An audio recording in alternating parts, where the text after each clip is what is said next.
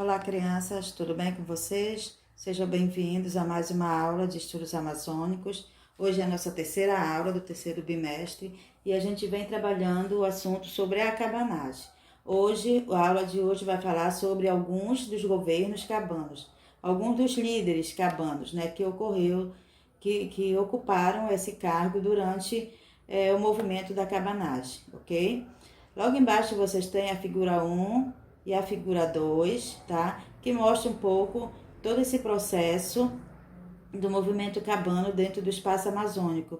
E olhando as imagens, vocês podem perceber, né, e lembrar um pouco que a cabanagem foi uma revolta popular ocorrida entre os anos de 1835 e 1840, na região denominada de Grão-Pará, situada ao norte do estado do Pará.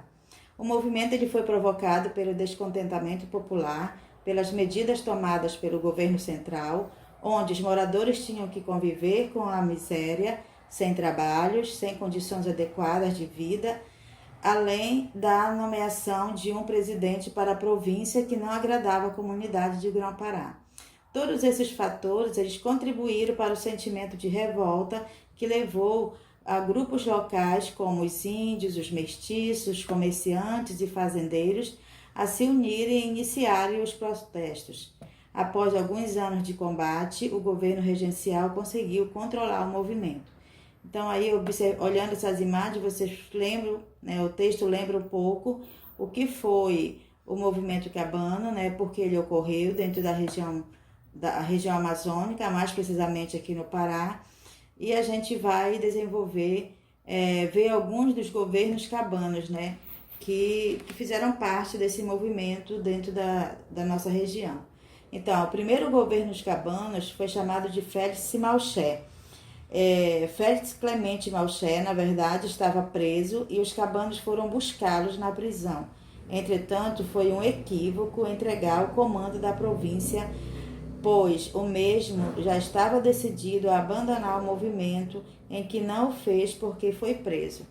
Insatisfeito com o governo opressor de Malché, os cabanos impuseram um triste e provável fim, né, a deposição e a execução, né, desse líder, né, cabano dentro do espaço amazônico, dentro do movimento cabano.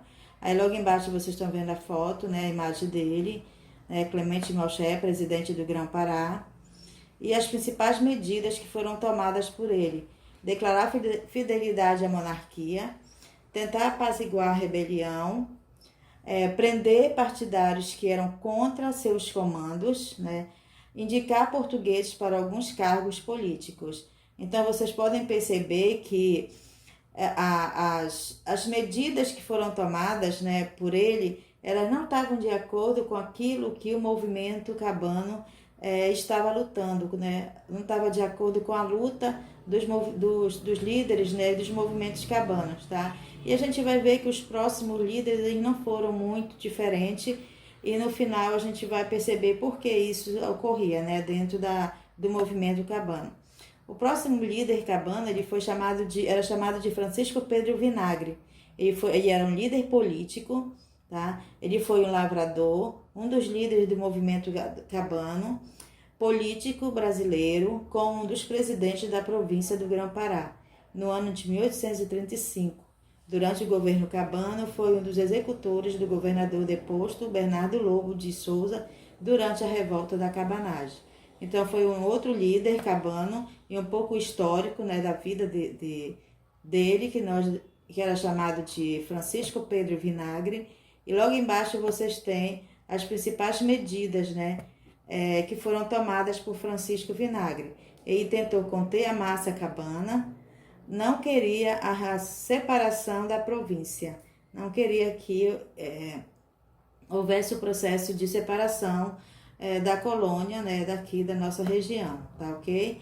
Então aqui nós estudamos dois líderes políticos do movimento cabano, um pouco sobre a vida deles e as medidas que foram tomadas por eles, e lembramos um pouquinho mais, né, para não esquecer o que foi o movimento cabano, tá? Então, na próxima aula, a gente vai estudar outros líderes cabanos e a importância desses homens dentro do movimento. ok? Crianças, estudem, observem o material de vocês, assistam o vídeo das aulas e façam as atividades para que a gente possa ter o melhor conhecimento do assunto, tá? Beijos, tchau!